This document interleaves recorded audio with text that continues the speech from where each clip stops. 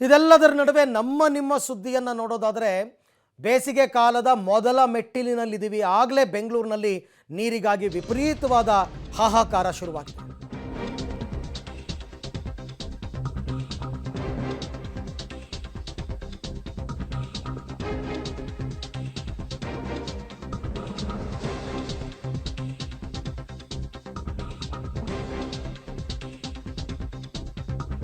ಬೆಂಗಳೂರಿನಲ್ಲಿ ತೀವ್ರಗೊಳ್ತಾ ಇದೆ ಕುಡಿಯುವ ನೀರಿನ ಸಮಸ್ಯೆ.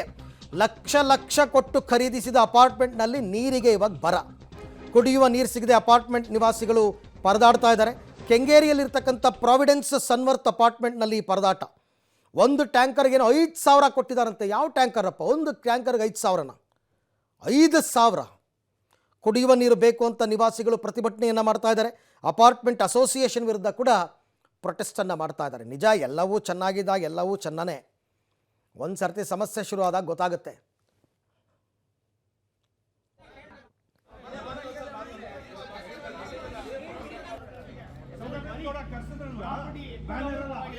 ಈ ಬಗ್ಗೆ ಮತ್ತಷ್ಟು ಮಾಹಿತಿ ನನ್ನ ಕೊಲೀಗ್ ಪ್ರಕಾಶ್ ಅವರಿಂದ ಪಡ್ಕೊಳ್ಳೋಣ. ಪ್ರಕಾಶ್, ಸಾಮಾನ್ಯ ಈ ದೊಡ್ಡ ದೊಡ್ಡ ಐಷಾರಾಮಿ ಅಪಾರ್ಟ್ಮೆಂಟ್ಗಳಲ್ಲಿ ಕುಡಿಯುವ ನೀರಿಗೆ ತೊಂದರೆ ಆಗದಂತೆ ಕ್ರಮ ಕೈಗೊಂಡಿರ್ತಾರೆ, ಅದಕ್ಕೆ ಬೇಕಾದ ವ್ಯವಸ್ಥೆ ಮಾಡಿರ್ತಾರೆ. ಬಟ್ ಇಲ್ಲಿ ಯಾಕೆ ಹೀಗಾಗಿದೆ ಅಂತ? ಅರವಿಂದ್, ಪ್ರಮುಖವಾಗಿ ಕಳೆದ 5 ದಿನಗಳಿಂದ ಕೂಡ ಈ ಒಂದು ಅಪಾರ್ಟ್ಮೆಂಟ್ನಲ್ಲಿ ನೀರಿಗಾಗಿ ಸಮಸ್ಯೆಗಳು ಕೂಡ ಶುರುವಾಗಿದ್ದಾವೆ. ಪ್ರಮುಖವಾಗಿ 12 ಫ್ಲೋರ್ ಇರುವಂತಹ ಈ ಒಂದು ದೊಡ್ಡ ಅಪಾರ್ಟ್ಮೆಂಟ್ನಲ್ಲಿ 2 ಫೇಸ್ಗಳು ಕೂಡ ಇದ್ದಾವೆ. ಸುಮಾರು 3,000 ನಿವಾಸಿಗಳು ಅಲ್ಲಿ ವಾಸ ಮಾಡ್ತಾ ಇದ್ದಾರೆ. ಕೇವಲ 1 ರಿಂದ 5, 6 ಆ ಒಂದು ಫ್ಲೋರ್ ತನಕ ಮಾತ್ರ ನೀರು ಪೂರೈಕೆ ಆಗುತ್ತೆ. ಅದು ಕೂಡ ತುಂಬಾ ಶಾರ್ಟೇಜ್ ಆಗಿ ಉಳಿದಂತಹ ಮೇಲಿನ ಫ್ಲೋರ್ ಅವ್ರಿಗೆ ನೀರು ಕೂಡ ಸಿಗ್ತಾ ಇಲ್ಲ, ಕುಡಿಯೋದಕ್ಕೂ ಕೂಡ ನೀರು ಸಿಗ್ತಾ ಇಲ್ಲ. ಮೇಲಿದ್ದಂಥವ್ರು ಮತ್ತೆ ಕೆಳಭಾಗಕ್ಕೆ ಬಂದು ಬಕೆಟ್ಗಳಲ್ಲಿ ನೀರು ಹಿಡ್ಕೊಂಡು ಹೋಗ್ತಾರೆ. ಸೊ ಹೀಗಾಗಿ ಸುಮಾರು 5 ದಿನಗಳಿಂದಲೂ ಕೂಡ ಅವ್ರಿಗೆ ಸಮಸ್ಯೆ ಆಗಿದೆ. ಸೊ ನಿನ್ನೆ ಕೂಡ ಮೊನ್ನೆ ಕೂಡ ಸುಮಾರು 2,000 ಅಪಾರ್ಟ್ಮೆಂಟ್ ನಿವಾಸಿಗಳು ಕೂಡ ಮಾತನಾಡಿಕೊಂಡಿದ್ರು, ಕೆಳಭಾಗಕ್ಕೆ ಬಂದು ಪ್ರತಿಭಟನೆಯನ್ನು ಕೂಡ ಮಾಡಿದ್ರು. ಜೊತೆಗೆ ಟ್ಯಾಂಕರ್ಗಳ ಮೂಲಕವಾಗಿ ಅಪಾರ್ಟ್ಮೆಂಟ್ಗೆ ನೀರನ್ನ ಸಪ್ಲೈ ಮಾಡಿಸಿಕೊಳ್ಳುವಂಥದ್ದು ಕೂಡ ಆಗ್ತಾ ಇದೆ. ಒಂದು ಟ್ಯಾಂಕರ್ಗೆ 4,000 5,000 ರೂಪಾಯಿ ಹಣವನ್ನ ಕೊಟ್ಟು ತರಿಸ್ಕೊಳ್ತಾ ಇದೀವಿ ಅನ್ನುವಂಥದ್ದನ್ನು ಕೂಡ ಹೇಳ್ತಾ ಇದ್ದಾರೆ. ಯಶವಂತಪುರದಿಂದ ಕೆಂಗೇರಿಯ ಆ ಒಂದು ಅಪಾರ್ಟ್ಮೆಂಟ್ಗೆ ಸೊ ಈ ರೀತಿಯ ದುಬಾರಿ ಹಣವನ್ನ ಕೊಟ್ಟು ಏನೋ ಅಪಾರ್ಟ್ಮೆಂಟ್ಗೆ ನೀರನ್ನ ತರಿಸ್ಕೊಳ್ತಿದ್ದಾರೆ ಅನ್ನುವಂಥದ್ದು ಕೂಡ. ಬಹುಶಃ ಬೇಸಿಗೆಯ ಆರಂಭದಲ್ಲಿ ಅಪಾರ್ಟ್ಮೆಂಟ್ಗಳಿಗೂ ಕೂಡ ನೀರಿನ ಸಂಕಷ್ಟ, ನೀರು ಸಿಗದೆ ಪರದಾಡುವಂಥದ್ದು ಕೂಡ ಆಗ್ತಾ ಇದೆ.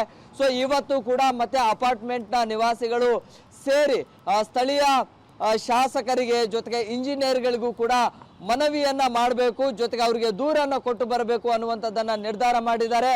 ಸೊ ಈ ನಿನ್ನೆ ರಾತ್ರಿ ಮತ್ತೆ ಬೆಳಿಗ್ಗೆ 100 ಟ್ಯಾಂಕರ್ಗಳ ಮೂಲಕವಾಗಿ ಅಪಾರ್ಟ್ಮೆಂಟ್ಗೆ ನೀರನ್ನ ಪೂರೈಸುವಂತಹ ಕೆಲಸವನ್ನ ಮಾಡಿದ್ದಾರೆ. ಆದರೂ ಕೂಡ ಜನರಿಗೆ ಸರಿಯಾಗಿ, ಅಲ್ಲಿದ್ದಂಥವ್ರಿಗೆ ಸರಿಯಾಗಿ ನೀರು ಸಿಗ್ತಾ ಇಲ್ಲ. ಸೊ ಹೀಗಾಗಿ ಲಕ್ಷಾಂತರ ರೂಪಾಯಿ ಕೊಟ್ಟು ನಾವು ಅಪಾರ್ಟ್ಮೆಂಟ್ಗಳಿಗೆ ಸೇರ್ತೀವಿ, ಆದ್ರೆ ಇಲ್ಲಿ ನೀರೇ ಸಿಗ್ತಾ ಇಲ್ವಲ್ಲ ಅನ್ನುವಂತಹ ಆಕ್ರೋಶವನ್ನ ಅಪಾರ್ಟ್ಮೆಂಟ್ ನಿವಾಸಿಗಳು ಕೂಡ ಹೊರ ಹಾಕ್ತಾ ಇದ್ದಾರೆ.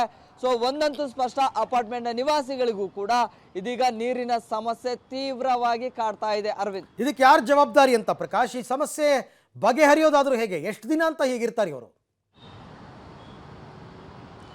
ಈಗ ಅಪಾರ್ಟ್ಮೆಂಟ್ನ ಮ್ಯಾನೇಜ್ಮೆಂಟ್ ಏನಿರುತ್ತೆ, ಸೊ ಈ ಒಂದು ನೀರಿನ ಪೂರೈಕೆಯಲ್ಲಿ ಎಲ್ಲಿಯೂ ಕೂಡ ವ್ಯತ್ಯಯ ಆಗದೆ ಇರುವಂತಹ ನಿಟ್ಟಿನಲ್ಲಿ ನೋಡ್ಕೋಬೇಕಾಗುತ್ತೆ.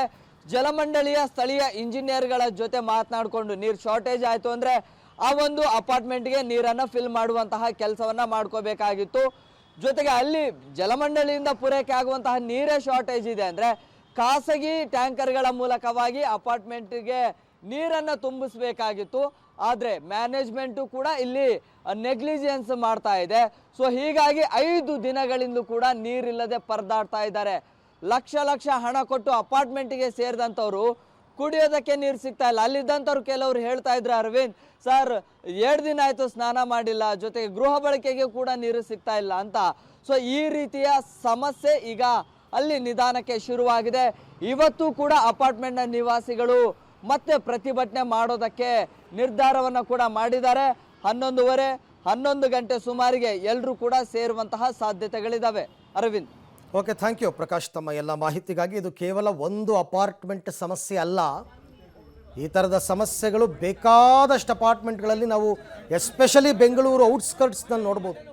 ಅಂತರ್ಜಲ ಕುಸಿದೋಗಿದೆ. ಬೋರ್ ವ್ಯವಸ್ಥೆ ಮಾಡಿರ್ತಾರೆ ಅವ್ರು, ಇಲ್ಲ ಅಂತಲ್ಲ. ಅಂತರ್ಜಲ ಕುಸಿದೋಗಿದೆ. ಒಂದೊಂದು ಅಪಾರ್ಟ್ಮೆಂಟಲ್ಲಿ 200-300 ಮನೆಗಳಿರ್ತವೆ. ಎಲ್ಲಿಗೆ ಸಪ್ಲೈ ಮಾಡೋದಕ್ಕೆ ಆಗುತ್ತೆ ನೀರನ್ನು? ಬಹಳ ಕಷ್ಟ. ತುಂಬ ಒದ್ದಾಡಬೇಕಾಗುತ್ತೆ ಈ ಸಮ್ಮರ್ನಲ್ಲಿ.